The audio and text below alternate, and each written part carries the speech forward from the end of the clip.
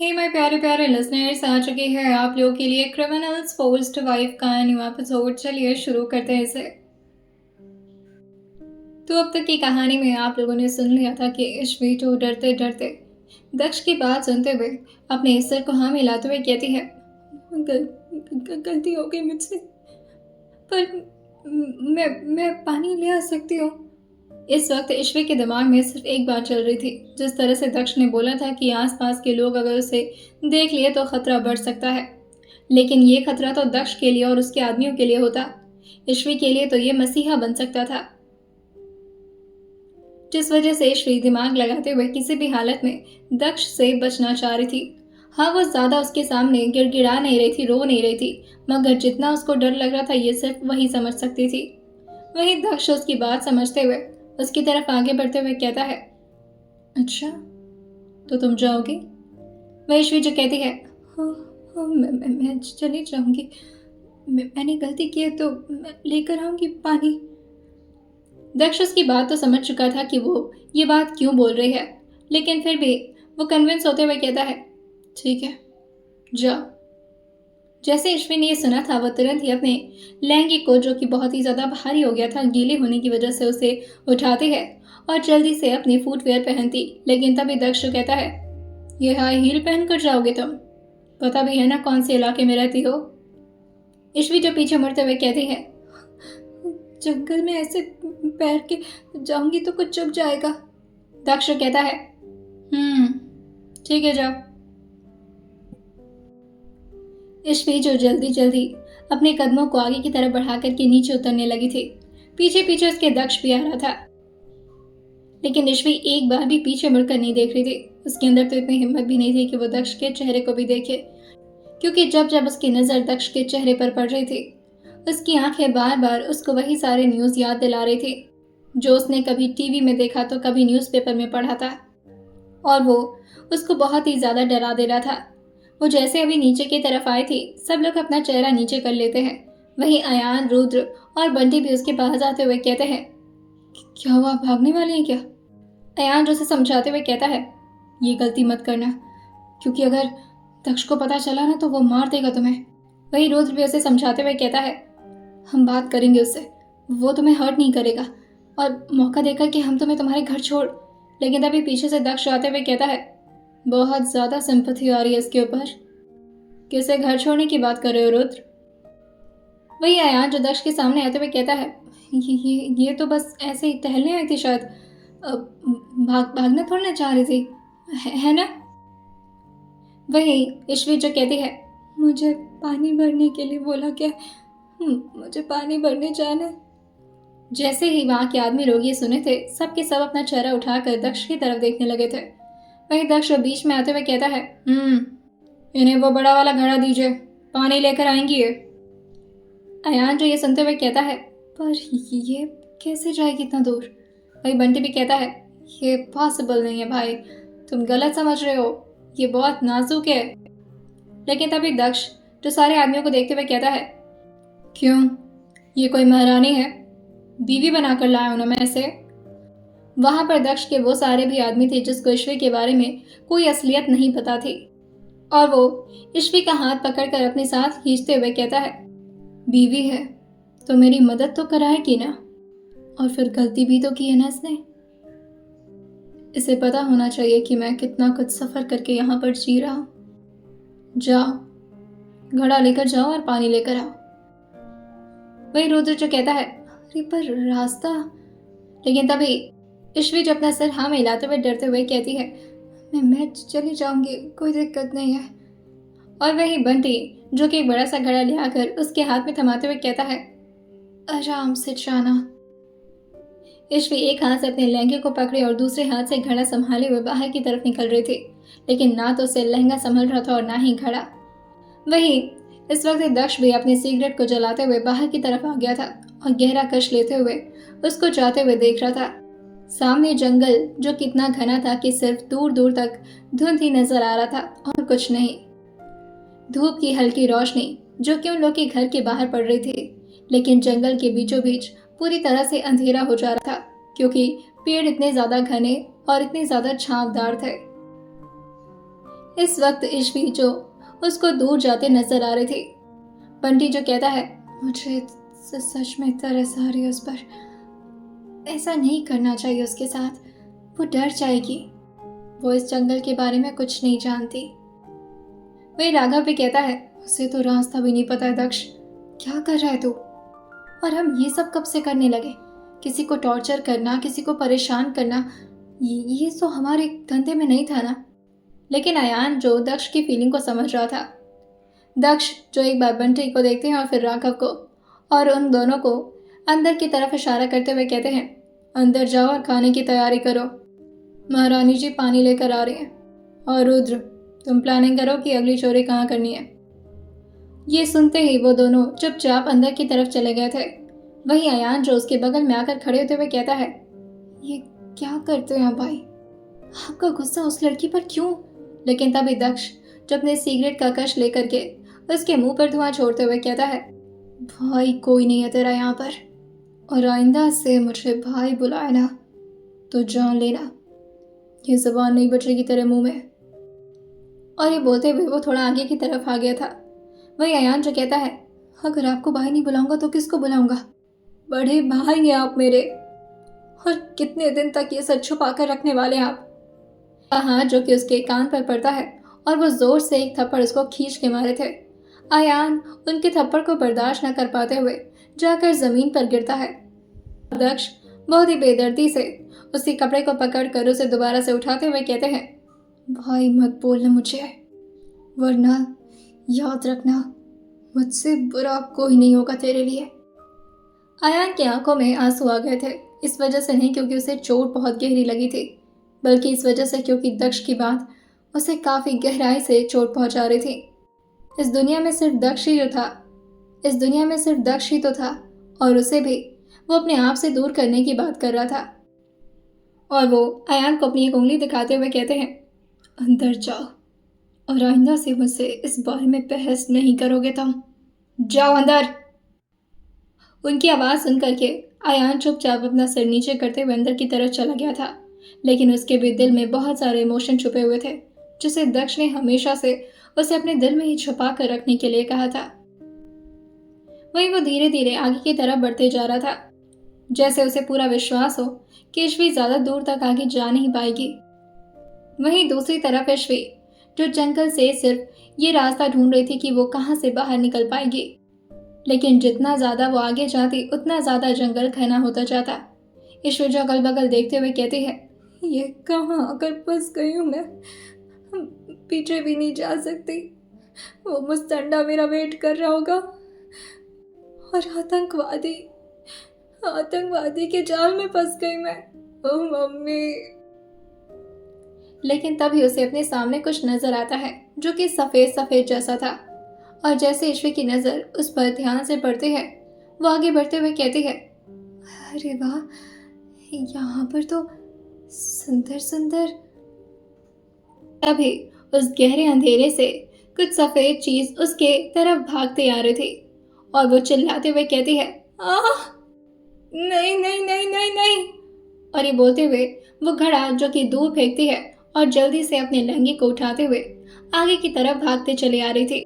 लेकिन इस वक्त उसने हील पहन रखा था, जिसकी वजह से वो बार बार अपने पैर को मुड़ता हुआ पा रही थी।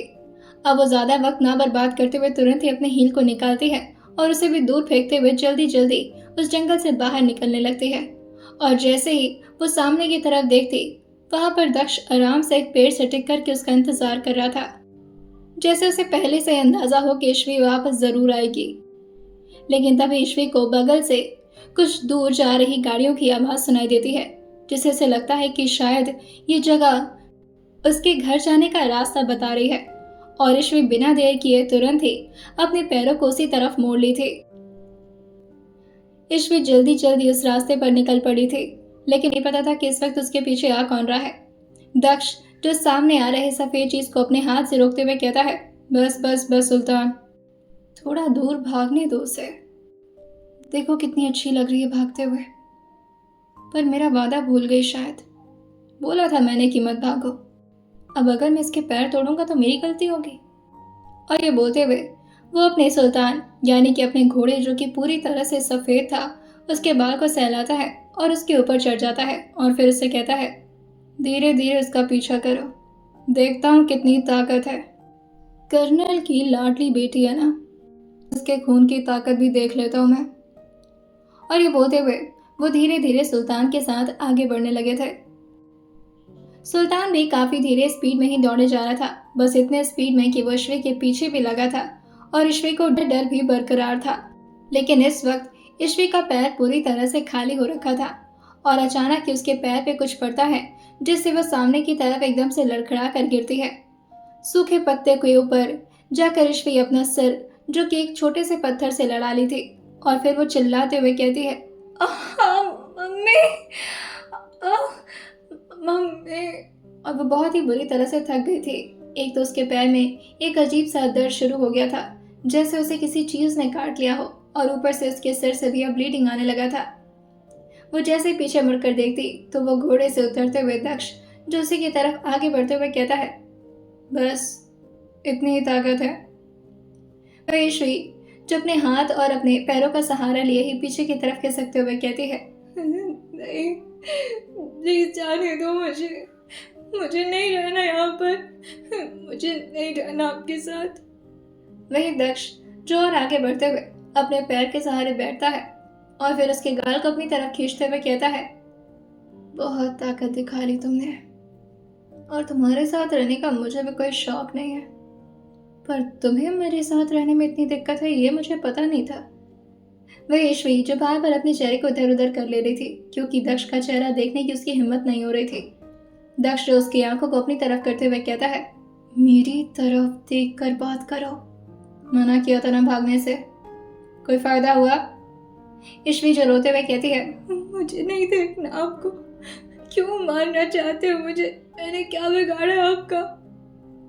दक्ष कहता है, तुमने कुछ नहीं बिगाड़ा, लेकिन सबसे बड़ी गलती तुम्हारी इतनी है कि तुम कर्नल की बेटी हो। उस घर से नफरत है मुझे, उस परिवार के हर एक शख्स से नफरत है मुझे। तरफ देखकर बात करो। महेश्वरी जो कहती है, मुझे नहीं देखना, मुझे आपसे डर लग रहा है और मैं आतंकवादी का चेहरा नहीं देखना चाहती।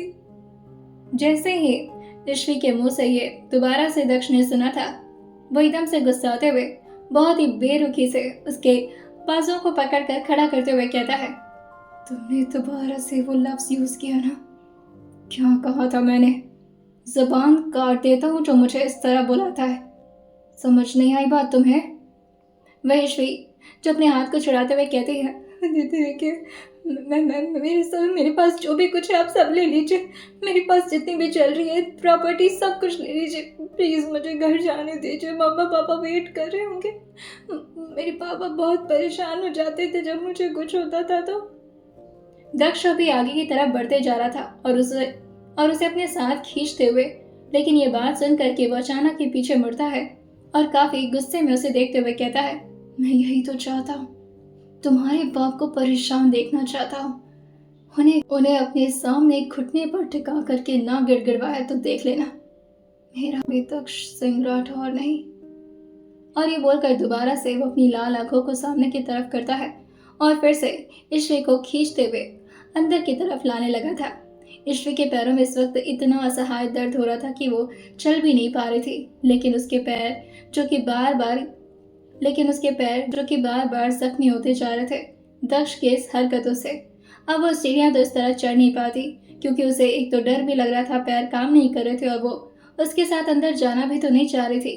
लेकिन इस तरह का तमाशा देख करके आसपास के सारे लड़के उन्हीं लोग को देखने लगे थे। अब दक्ष भी अपने घर के अंदर कोई तमाशा ना चाहते हुए तुरंत ही उसे अपनी गोद में उठा करके पूरी जबरदस्ती के साथ उसे ले आकर बेड पर पटकते हुए कहते हैं, बहुत नफरत करती हूँ ना मुझसे, आतंकवादी हूँ ना मैं।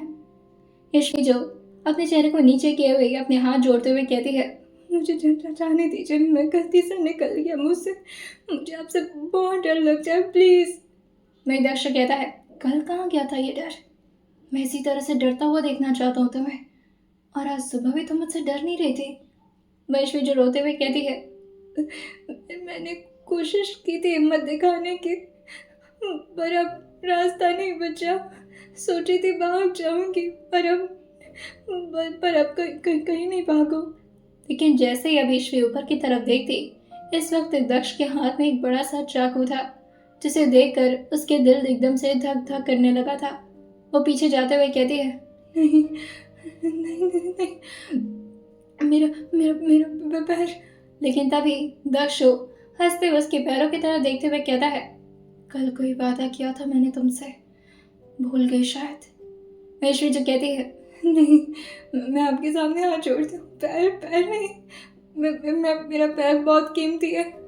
वही दक्ष उसकी बात सुनते हुए अचानक उसके चेहरे की तरफ देखते हुए कहता है, व्हाट? किसका पैर कीमती नहीं होता? हाँ, और तुम्हारे पैर में क्या हीरा और मोती जड़ा हुआ है? वही जो कहते हैं, नहीं, मैं वादा करती मैं कभी नहीं भागूंगी। लेकिन तभी वो धीरे धीरे उसके लहंगे को ऊपर की तरफ सरकाने लगा था। ईश्वी जो एकदम से अपने चेहरे को दूसरी तरफ किए पसीने में डूबे हुए अपनी आंखें जोर से बंद कर लेती है। लेकिन फिर वो धीरे धीरे सिसकियां भरते हुए कहती है, हाँ, अगर मेरा पैर टूट गया या कट गया तो वही दक्ष उसकी बात का वेट करते हुए कहता है, तो क्या? ईश्वी जो कहती है, तो मुझे बहुत दर्द होगा, प्लीज। दक्ष जो उसकी बात को दोबारा से इग्नोर करते हुए धीरे धीरे उसके लहंगे को और ऊपर सरकाने लगा था, जिससे वो और ज्यादा अपनी मुट्ठी को कस के बंद करते हुए धीरे से अपने हाथ को दक्ष की तरफ आगे बढ़ाती है और उसके नाक पर जोर से मार देती है। कांपते हुए हाथों से उसके नाक पर मारने की कोशिश तो की थी, लेकिन तभी दक्ष अपने चेहरे को उसके मारने से पहले ही साइड कर दिया था और उसके हाथ की तरफ देखते हुए कहता है, क्या चाहती हो? एक ही दिन में पैर हाथ सब कट जाए तुम्हारे? पूरी तरह से लंगड़ी लूली बनना चाहती हो? वह ईश्वी जो कहती है, नहीं, सॉरी प्लीज, मत काटिए, मत काटिए ना। लेकिन फिर उसके पैरों के पास उसे कुछ चुभन महसूस होने लगी थी, क्योंकि अब वो चाकू का छोर जो कि जाकर ईश्वी के पैरों पर रगड़ना शुरू हो गया था। जैसे ईश्वी को महसूस हुआ था, वो जोर से रोते हुए कहती है, मम्मी, मेरा पैर मत काटो प्लीज। लेकिन दक्ष को उसकी आवाज से बहुत इरिटेशन हो रही थी, जिसकी वजह से वो एक छोटा सा कट उसके पैरों में लगाता है और उसके मुंह पर हाथ रखते हुए कहता है, चिल्लाना बंद करो और मार नहीं रहा तुम्हें, बेवकूफों की तरह रोए जा रही हो, चुप एकदम। ईश्वी जो एकदम से अपने हाथों को अपने मुंह पर रखते हुए कहती है, मुझे दर्द हो रहा है। दक्ष जो उसके पैरों के पास जोर जोर से प्रेशर देने लगा था ताकि खून बाहर की तरफ आने लगे। वह ईश्वी जो कहती है, बहुत दर्द हो रहा है, प्लीज मत करिए। वहीं दक्ष कहता है, अगर ये नहीं करूंगा तो मर जाओगे तुम। ईश्वी को ये बात समझ नहीं आती और वह कहती है, आप तो खुद ही मारे मेरा खून बाहर निकाल करके, ये क्या बोल रहे हैं? दक्ष कहता है, तुम्हारे पैरों में सांप ने काटा है और अगर उसका जहर पूरे शरीर में फैल गया तो मर जाओगी।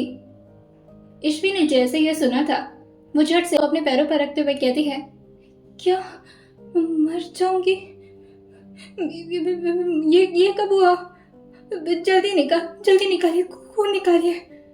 वही दक्ष उसका खून जैसे जैसे बाहर निकल रहा था। ईश्वी अपने ही खून को देख नहीं पा रही थी, वो इतनी ज्यादा दिल की कमजोर थी।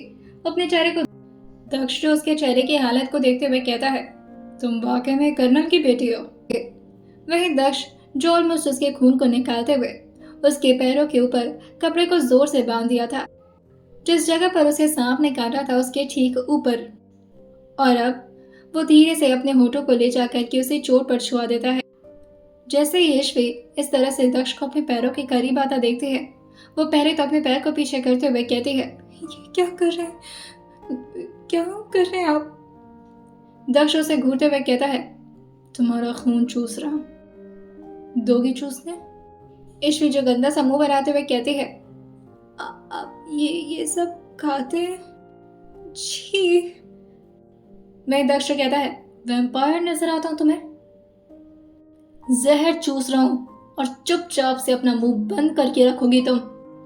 ईश्वी जो दोबारा से अपने दोनों हाथों को मुंह पर लगा ली थी, उसके होठों को अपने चोट पर महसूस करने लगती है और ये उसे और ज्यादा दर्द दे रहा था जैसे जैसे उसका खून दक्ष चूस करके नीचे की तरफ थूक रहा था। दक्ष अपनी जगह से खड़े होता है और ईश्वी को देखते हुए अपना चाकू दिखाते हुए कहता है, यहीं बैठी रहोगी और अगर इस बार भागने की कोशिश की तो पूरा का पूरा पैर कटेगा तुम्हारा। दक्ष थोड़ी देर में ही रूम से बाहर निकल गया था और जैसे वो रूम से बाहर निकला था, ईश्वी अपने हाथों से लहंगे को ऊपर करते हुए अपने पैरों के पास झांकते हुए कहती है, ओह बताने बचूंगी भी या नहीं। घर पर होती तो अच्छी ट्रीटमेंट मिल जाती, यहाँ पर तो मेरी जिंदगी की लानत लगी हुई है। पता नहीं क्या होगा अब मेरा, दोबारा से भाग भी नहीं पाऊंगी। पापा कहाँ है आप, क्यों नहीं आ रहे मुझे ढूंढने? आपकी बेटी फंस गई है इस जगह पर। और वो ऊपर से नीचे तक का नजारा देखने लगी थी। उस कमरे में हर एक चीज इतनी अजीब थी जिसे देख देख करके ईश्वी का चेहरा बुरा से बुरा बनता जा रहा था। कहीं बड़े बड़े तलवार लगे हुए थे, कहीं बड़ी बड़ी राइफल। बगल में एक छोटे से टेबल पर बहुत सारे जेवर वगैरह रखे हुए थे। अभी वो ये सब देख करके परेशान हो ही रही थी कि दोबारा से दक्ष कमरे के अंदर दाखिल होता है और इस बार उसने अपने हाथ में एक छोटा सा बाउल लिया हुआ था। ईश्वी जो उसे देखकर फिर से पीछे होते हुए कहती है, अब क्या करना है? और वो फिर से अभी रोती कि तभी दक्ष उसे देखते हुए कहता है, मुंह मत खोला करो तुम मेरे सामने। तुम अपनी आवाज निकालती हो तो मुझे गुस्सा आता है, मन करता है गला काट दूं तुम्हारा। ईश्वी इस बात पर कुछ भी नहीं बोली थी, बस अपने चेहरे को डर से नीचे की तरफ कर ली थी क्योंकि उसे पता था कि ये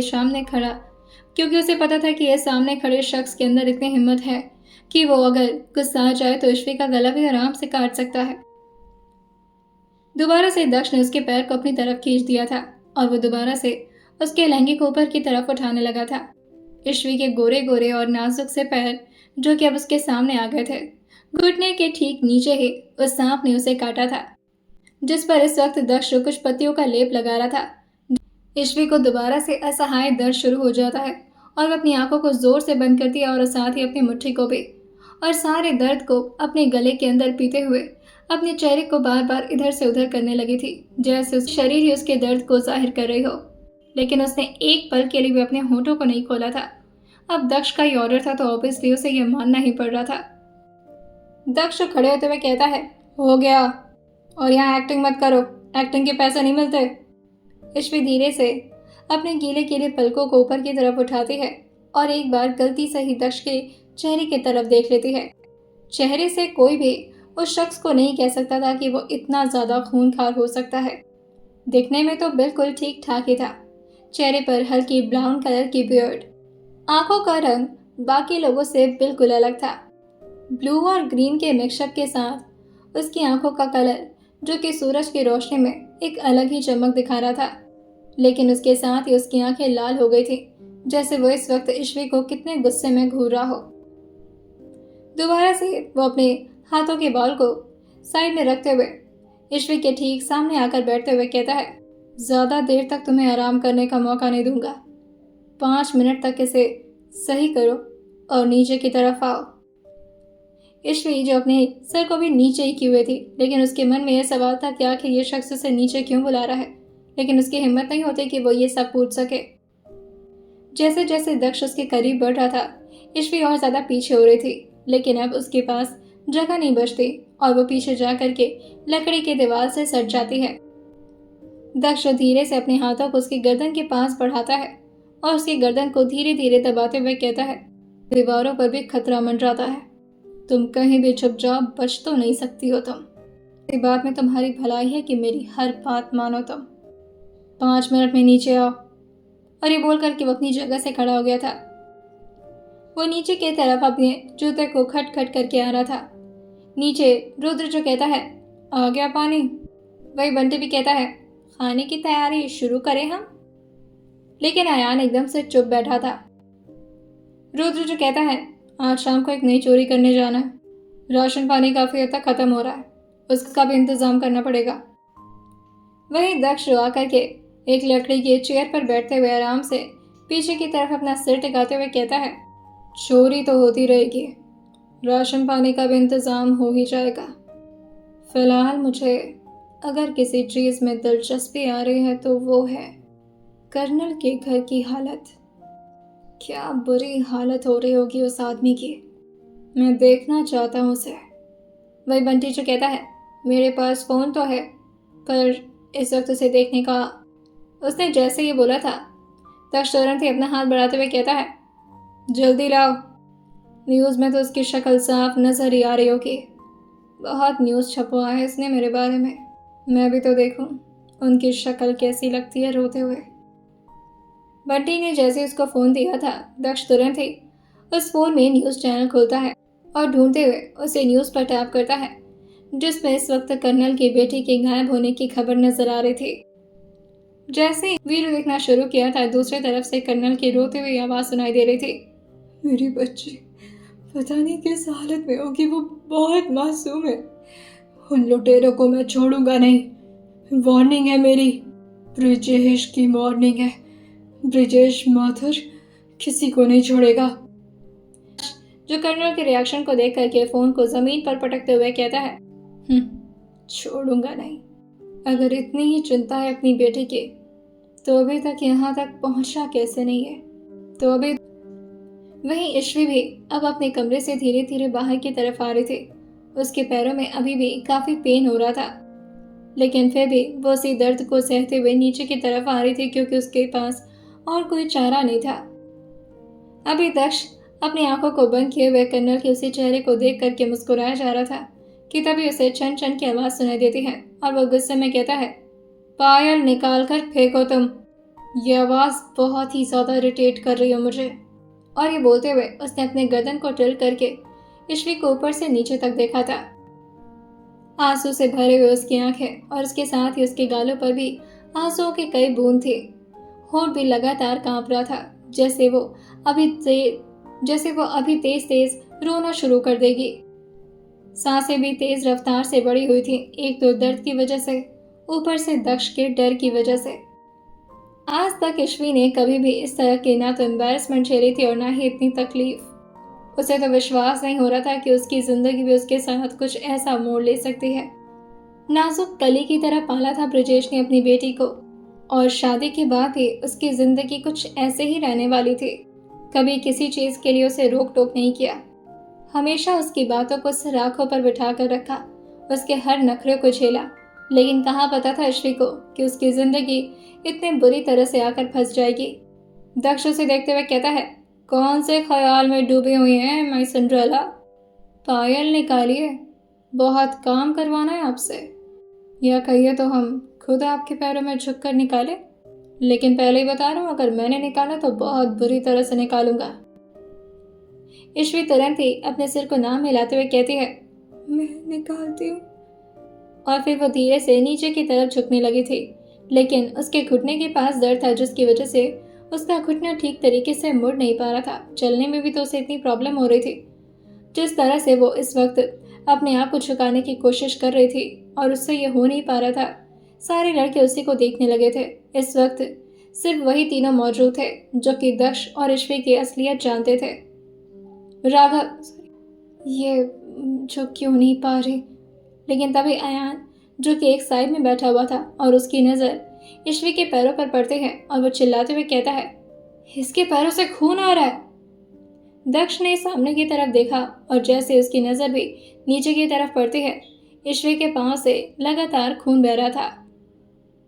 तो दक्ष हैरान होते हुए जल्दी से खड़ा होता है और ईश्वी के बाजू को पकड़ कर कहता है, अभी तक ठीक नहीं हो तुम्हारा दर्द? पहली बार उसने ईश्वी से काफी रहमदारी से बात की थी, जिसे देखकर सारे लोग तो हैरान हुए थे, लेकिन ईश्वी जो ज्यादा ही हैरान होते हुए धीरे से भी अपने चेहरे को ऊपर की तरफ उठाते, लेकिन दोबारा से दक्ष के हाथ जो कि उसके बाजुओं पर कसता है और उसे बुरी तरह से ले आकर के उसी चेयर पर बैठाता है जिस पर वो पहले खुद बैठा था, और उसे देखते हुए कहता है, थोड़ा सा खून ही तो बह रहा है, कोई मौत तो नहीं आ रही ना? और वो अपने पॉकेट से एक हैंकरचीफ निकाल करके पीछे बैठे उन तीनों लड़कों से कहता है, नजर उधर करो। तीनों एकदम से दक्ष की बात मानते हुए अपनी चेहरे को दूसरी तरफ कर लिए थे, और वहीं दक्ष उसके सामने घुटने पर बैठ करके उसके लहंगे को दोबारा से उसके घुटनों तक उठाता है और उसके पैरों पे जोर से उस हैंकी को बांध देता है ताकि उसका खून जो कि अच्छे से रुक जाए। अब उस लेप के ऊपर की हैंकी जो कि कस के बंद हो चुकी थी, लेकिन उसी के साथ उस पत्तियों का छरछरापन जो किशवी के पैरों में और ज्यादा बढ़ गया था और वो दोबारा से रोना शुरू कर दी थी। एक तो रात भर उसकी नींद नहीं पूरी हुई, ऊपर से सुबह सुबह जिस तरह से उसे दौड़ना भागना पड़ा, और अब ये असहाय दर्द, और अब ये को परेशान कर चुके थे। जैसे ईश्वी दोबारा से रोना शुरू की थी, दक्ष उसको जोर से डांटते हुए कहता है, चुप रहो एकदम, हर बात पर क्या बच्चों की तरह रोना शुरू कर देती हो? थोड़ा सा कट ही तो लगा था। ड्रामा क्वीन कहीं की। ईश्वी वो अपना हाथ आगे बढ़ाते हुए कहता है, चलो तुमसे काम लेना है मुझे। यहाँ पर बैठकर खिलाने के लिए नहीं लाए हो तुम्हें। अगर यहाँ पर खाओगी तो मेहनत भी करना पड़ेगा। तुम्हारे बाप की तरह यहाँ पर नौकर नहीं पाल रखे मैंने। चलो। और वो धीरे धीरे आगे बढ़ते हुए उसे एक ऐसी जगह पर लेकर आया था जहाँ पर काफी ज्यादा था, मगर थोड़े से किनारे पर। वहां पर आसपास अभी कई लड़के थे जो कि अपने हाथ में कुछ कुछ सामान लेकर के काम कर रहे थे।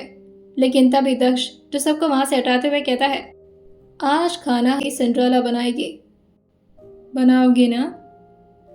वह ईश्वी जो उस जगह को देखते हुए कहती है, ये किचन है। उसने ये बहुत ही धीरे से बोला था, जैसे वो खुद से ही पूछ रही हो। वही दक्ष जो उसके कंधे पर हाथ रखते हुए कहता है, ऐसा ही हमारा किचन, और यहीं पर बैठकर काम करना है तुम्हें। बीवी बनाकर लाया हो तुम्हें, पति के लिए इतना नहीं करोगी? ये तो हर पत्नियों का धर्म होता है ना।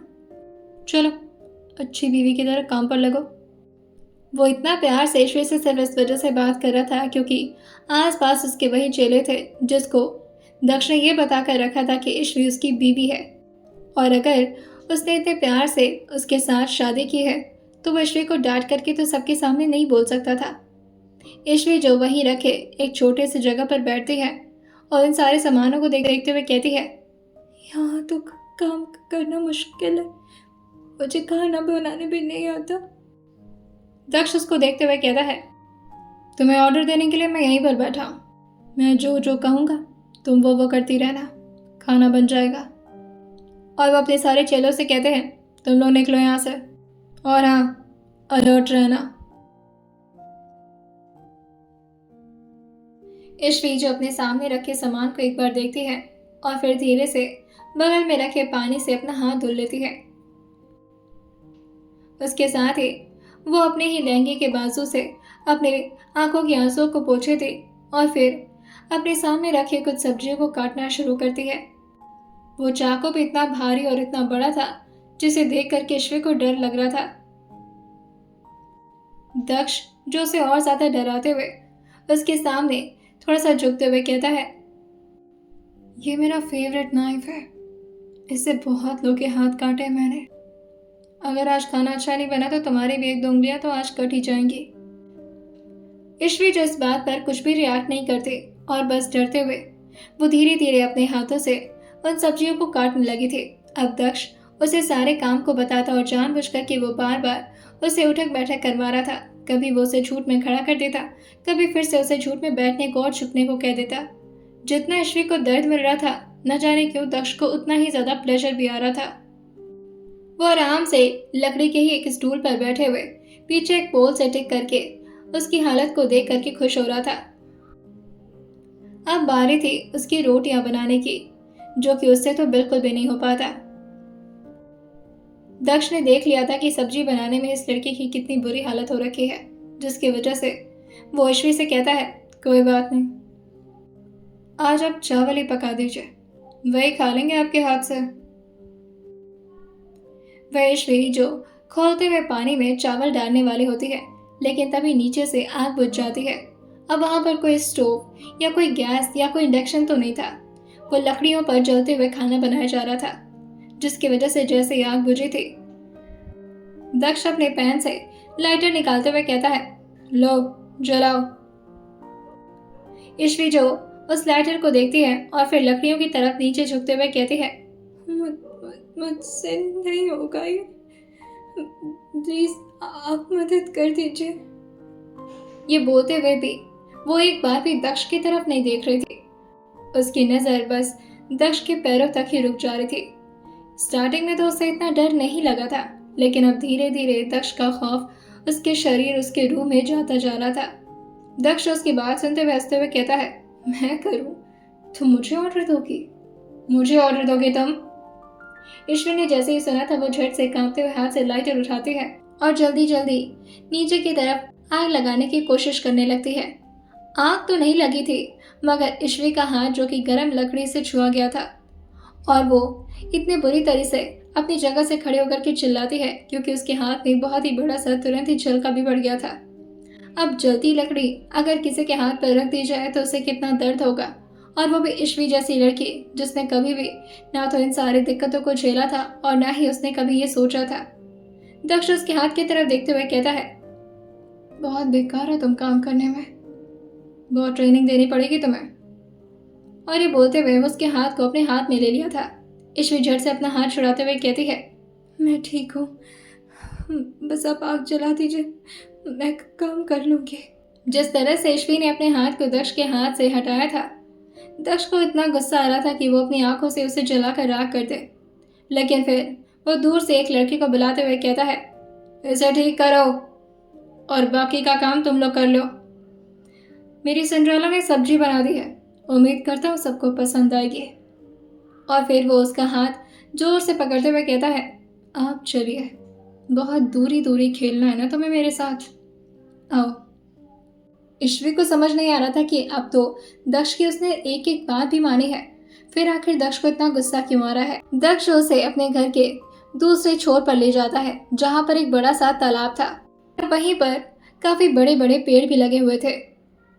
वहीं दक्ष उसको एक पेड़ से ले जाकर के सटाते हुए उसके ठीक करीब आते हुए कहता है, खुद को क्या समझती हो? मेरे हाथ को इस तरह से झटकने की हिम्मत कैसे की तुमने? ईश्वी जो उसको देखते हुए कहती है, मुझे नहीं अच्छा लग रहा, आप दूर रहकर बात करिए मुझसे। जैसे ही दक्ष ने इस तरह से ईश्वी को बात करता सुना था, वो उसके चेहरे के बहुत करीब आते हुए कहता है, क्यों, मेरे करीब आने से बुरा लग रहा है तुम्हें? डर लग रहा है या फिर घिन आ रही है मुझसे? ईश्वी जो अपने चेहरे को दूसरी तरफ करते हुए कहती है, मुझे आपसे कोई बात नहीं करनी, मुझे आपसे डर भी लग रहा है और आपकी इस तरह करीब आने से मुझे। दक्ष उससे पूछता है, क्या महसूस हो रहा है? ईश्वी जो अपनी आंखें जोर से बंद करते हुए कहती है, गंदा लग रहा है मुझे, नफरत हो रही है मुझे आपसे। हाँ, माना कि मुझसे कोई गलती हुई है जिसकी वजह से आप मुझे ये सजा दे रहे हैं। मैं यहाँ से भागने की कोशिश ही तो कर रही थी, कौन ऐसी जगह पर रहना चाहेगा?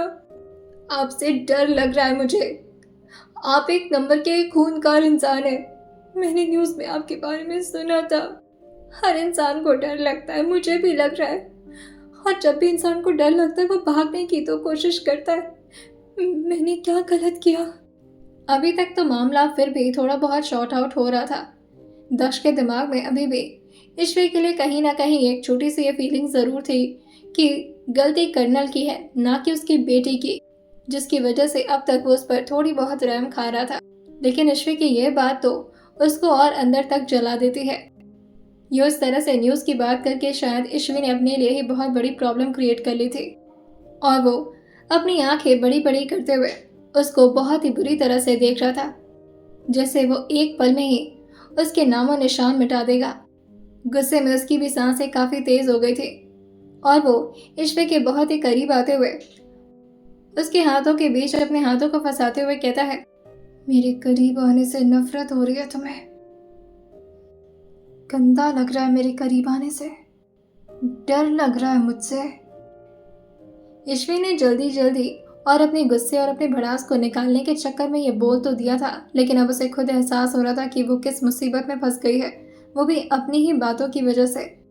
धीरे धीरे दक्ष का साइकोपन उसके दिमाग में चढ़ता जा रहा था, और वो एक एक कदम और ज्यादा ईश्वी के करीब आकर के पूरी तरह से उसकी बॉडी से सटते हुए कहता है, ऐसे ही नफरत करो तुम, ऐसे ही डरो तुम मुझसे, तुम्हें इसी दर्द में देखना चाहता हूं मैं। और ये बोलकर वो अपनी उंगलियों को उसके गाल पर रखते हुए जोर से अपनी तरफ खींचते हुए उसके होठों पर अपने थंब को रब करते हुए कहता है, करीब आने से तुम्हें इतनी घिन आ रही है तो सोचो अगर तुम्हारे शरीर पर मेरे। अभी उसने इतना बोला ही था कि तभी ईश्वी जो कि अपने हाथ को जैसे तैसे करके उसके एक हाथ से छुड़ाती है और उसके सामने अपना हाथ जोड़ते हुए कहती है, मुझसे जितना काम करवाना है करवा लो, जितनी तकलीफ देनी है दे लो, पर ये नहीं करना। मुझे मार सकते हो तो मार भी दो, पर मरते मरते भी अपने घर वालों की अच्छी बेटी बनकर मरना चाहती हूँ। मुझ पर कोई दाग नहीं लगना चाहिए। उसकी बातें दक्ष की आंखों में खून उतारने का काम कर रही थी और उसके कान के पास आकर के पूरे साइको टोन में कहता है, तैरना आता है तुम्हें? ईश्वी जो रोते हुए अपने सिर को नाम मिलाते हुए कहती है, नहीं, मुझे नहीं आता तैरना, पानी देखकर डर जाती हूँ। दक्ष अचानक से ही उस पेड़ पर जोर से अपने हाथ को मारता है और पीछे होते हुए कहता है, डर लगता है पानी से? ओह, तो अगर तुम पानी के अंदर चली जाओ तो मर जाओगी। वैश्वी जो कहती है, नहीं नहीं नहीं नहीं, मुझे पानी में नहीं जाना। वही दक्ष उसके बाजू को पकड़कर कहता है, तुमने तो भी कहा कि तुम्हें मरना है, आओ मारता हूँ तुम्हें। मेरे करीब आने से अच्छा तो मर जाओ। अभी यही बोला ना तुमने? आ जाओ मारता हूँ तुम्हें। शरीर पर दाग नहीं लगना चाहिए ना तुम्हारे। बाप की अच्छी बेटी, जैसा बाप वैसी बेटी।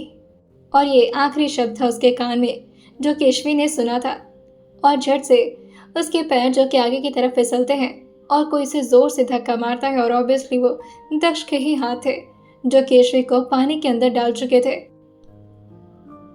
वो जैसे ही तालाब के अंदर गई थी, वो जोर जोर से अपने हाथ पैरों को ऊपर की तरफ मारते हुए ऊपर की तरफ आने की कोशिश करने लगी थी, लेकिन इसका कोई फायदा नहीं था।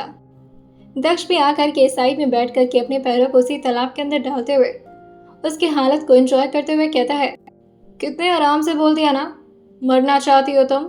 अब देखता हूँ कि आखिरी सांस तक यही जिद रहती है तुम्हारी, या फिर आकर के मेरे कदमों में पड़ोगी। प्लीज मुझे बचा लो, प्लीज। ऐसे अगर रिक्वेस्ट ना करवा दिया ना तुमसे तो कहना तुम। पीछे से रुद्र अयान भी दौड़ते हुए दक्ष के पास आते हुए कहते हैं, ये क्या कर रहा है तू, मर जाएगी वो। वही अयान जो कहता है, मैं ये सब और नहीं देख सकता। अभी वो तालाब के अंदर कूदता है, लेकिन तभी दक्ष जो अयान को देखते हुए कहता है, अगर तू पानी के अंदर उतरेगा तो तू भी नहीं बचेगा अयान। अयान और रुद्र उसकी बातें सुन करके दक्ष की तरफ देखते हुए कहते हैं, नहीं, तू दोबारा उस मगरमच्छ। वही दक्ष कहता है, सूफी नाम है उसका, कितना प्यारा है वो। और वैसे भी आज उसका डिश इस लड़की को बनने दो। नेक्स्ट टाइम अगर उसे भूख लगेगी तो तुम दोनों में से किसी को डाल दूंगा मैं, अभी के लिए नहीं। वही रुद्र जो आकर के दक्ष के सामने गिड़गिड़ाते हुए कहता है, भाई यार, क्यों उस लड़की को तंग करा यार, मुझे डर लग रहा है उसकी हालत देखकर। प्लीज प्लीज, वो मगरमच्छ सिर्फ तेरी बात सुनता है ना, अगर वो उसे खा गया तो। वही दक्ष अपने पानी में पैर मारते हुए कहता है, तो खाने दो। अयान जो चिल्लाते हुए कहता है, ओ लड़की, इधर आओ तैर करके, बीच में मत जाना, वहां पर क्रोकोडाइल है। वह ईश्वर को तो कुछ सुनाई नहीं दे रहा था, क्योंकि उसके कान तक अब पानी आ चुका था और अब वो पूरी तरह से डूबने वाली थी। लेकिन तभी दक्ष चिल्लाते हुए कहता है, क्या है, बचना चाहती हो या फिर अभी भी मरने का शौक चढ़ा है तुम्हें? ईश्वरी जो बार बार अपने हाथ को ऊपर की तरफ मार रही थी, लेकिन उसके मुंह से कुछ भी निकल नहीं पा रहा था, क्योंकि उसे इस वक्त बहुत ही ज्यादा डर लग रहा था। वो खुद को कभी भी इस तरह से इमेजिन नहीं की थी कि एक साथ उसकी जिंदगी में इतनी सारी तकलीफें आ जाएंगी। लेकिन तभी अचानक ही उसके पैर में कुछ चुभता है और वह जोर से चिल्लाते हुए कहती है, बचा लो प्लीज, मैं मर जाऊंगी। दक्ष यही तो सुनने के लिए कब से तड़प रहा था। जैसे ही ईश्वी ने बोला था, वो अचानक ही खड़े होते हुए कहता है, क्या कोई बचने की गुहार लगा रहा है? ईश्वी जो जल्दी जल्दी अपने हाथ को मारते हुए कहती है, मेरा पैर। लेकिन तभी दक्ष ने काफी जोर से कुछ चिल्लाया था, जिससे उसके पैर का तकलीफ एकदम से खत्म हो गया था। सूफी, दूर रहो उससे, मेरी सिंड्रेला है वो। और ये बोल करके वो भी तालाब के अंदर कूद गया था। वहीं रुद्र जो अयान के कंधे पर मारते हुए कहता है, यार ये लड़का पागल है, पता नहीं क्या करता है ये तो किसी दिन हम लोग को हार्ट अटैक देकर मार देगा। वही अयान जो बुरी तरह से निराश होकर के वहीं जमीन पर बैठते हुए कहता है, क्या हम लोग की जिंदगी हमेशा ऐसी रहने वाली है? क्या कभी बाहर? लेकिन जैसे भी उसने बोला था, रुद्र अचानक से अयान की तरफ देखते हुए कहता है, क्या बोला तूने? अयान जो जल्दी जल्दी अपने चेहरे को ना मिलाते हुए कहता है, कुछ कुछ नहीं, मैं ये कह रहा था कि आओ आओ खाना खाते हैं। वही रुद्र जो कहता है, सामने एक लड़की मर रही है और तुझे भूख लगी है? छी। अयान जो कहता है, बचाने तो गया ना दक्ष उसे, चलो हम लोग चलते हैं। और वो रुद्र को अपने साथ ऑलमोस्ट खींचते हुए अंदर की तरफ लाने लगा था।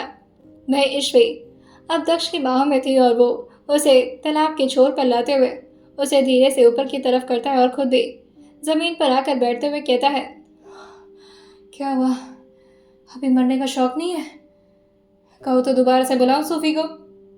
वह ईश्वी जो हाँफते हुए, इस वक्त उसके पूरे शरीर में पानी था और उसके नाक तक पानी आ चुका था, लेकिन जैसे तैसे करके उसके शरीर के अंदर पानी नहीं गया था, लेकिन फिर भी उसने अपनी आंखें बंद की हुई थी। दक्ष उसके बगल में लेटते हुए कहता है, जिंदा हो या मर गई? ईश्वी जो गहरी गहरी सांस भर रही थी, लेकिन उसे सांस लेने में थोड़ी बहुत तकलीफ हो रही थी क्योंकि मुंह की वजह से उसके पानी दबा हुआ था। इस तरह से बिगड़ते हुए देख करके उसके दुपट्टे को उसके पेट की तरफ से हटाता है और जोर जोर से अपने हाथ को पंप करते हुए उसके चेहरे की तरफ देखने लगता है। वो उसका नाक दबाते हुए उससे कहता है, सांस लो वरना फेफड़े में पानी चला जाएगा। लेकिन ईश्वी अभी भी कुछ नहीं सुनती। वो पूरी तरह से अपनी आंखें बंद कर चुकी थी। दक्ष को कुछ समझ नहीं आता और वो अपनी बाहों से कोड़ते हुए कहता है, अब इसे क्या हो गया है? मर तो नहीं गई है, सांस तो चल रही है। थोड़ी देर इसी तरह से वो उसकी जांच पड़ताल करता है और एट लास्ट अपनी आंखें बंद करते हुए अपनी नाक से कोड़ते हुए कहता है, छी, कभी सोचा नहीं था ये भी करना पड़ेगा। और वो धीरे से अपने होठों को ले जा करके ईश्वी के होठों पर जैसे ही रखा था, ईश्वी गहरी सी सांस लेकर के झटाक से उठती है और जैसे उठी थी उन दोनों का चेहरा जो कि गलती से ही टकरा जाता है और अनफॉर्चुनेटली दोनों के होंठ एक दूसरे के होंठ से रब कर गए थे। जैसे ही दक्ष ने अपने चेहरे के इतने करीब ईश्वी के चेहरे को महसूस किया था, थोड़ा देर वो अपनी उसी पोजीशन में स्टक रह जाता है। उसका दिमाग बार बार उसे ईश्वी से दूर जाने के लिए कह रहा था, लेकिन उसकी बॉडी में कोई एक्शन नहीं हो पा रहा था। वैसे तो ईश्वी का भी कुछ यही हाल था। वो भी उस आदमी से दूर जाने के बारे में सोच तो रही थी, लेकिन डर की वजह से उसकी पूरी बॉडी अकड़ गई थी, जैसे वो चाहकर भी अपने हाथ पैर और अपने शरीर को हिला ना पा रही हो। जिंदगी में पहली बार दक्ष को कुछ ऐसा महसूस हुआ था जो कि वो कभी भी खुद से महसूस नहीं करना चाह रहा था। और फिर उसका दिमाग अचानक ही काम करता है और वो दोबारा से अपने ऑरा में वापस आते हुए उसके चेहरे से दूर जाकर झटके से खड़ा हो गया था। जितनी रफ्तार से वो खड़ा हुआ था, ऐसा लग रहा था जैसे वो कोई इंसान नहीं बल्कि कोई बिजली हो। और वो ईश्वी की तरफ देखते हुए कहता है, आइंदा से मरने की बात मत करना, वरना चिल्लाती रह जाओगी, लेकिन मैं बचाने नहीं आऊंगा। और अभी वो जा पाता, लेकिन तभी वो ईश्वी की तरफ देखते हुए कहता है, अब यहीं पर रहना है तुम्हें? ईश्वी धीरे से पेड़ों का सहारा लेते हुए खड़ी होती है और धीरे धीरे अपने लहंगे को उठा करके आगे बढ़ती, लेकिन उसके पैरों में दोबारा से दर्द शुरू हो गया था और वो जोर से चिल्लाने लगी थी, मैं चल नहीं पाऊंगी। जिस तरह से वो रोए जा रही थी, उसकी तकलीफ को देख करके दक्ष से भी रहा नहीं जाता और वो गुस्से में आकर के उसे गोद में उठाते हुए कहता है, पहले तुम प्रॉब्लम्स अपने लिए खुद क्रिएट करती हो और फिर नाटक करना शुरू कर देती हो। वैसे करीब नहीं आना था ना तुम्हें मेरे? ईश्वी जो उसकी तरफ एक बार देखती है और फिर से अपने चेहरे को दूसरी तरफ करके अपनी आंखें बंद कर लेती है। थोड़ी देर में अब दोनों दोबारा से अपने कमरे में पहुंच चुके थे। अब तुमने अपने बचने की गुहार खुद से मांगी है मुझसे, तो अब तुम्हारी दूसरी शर्त तो मानने से नहीं रहा।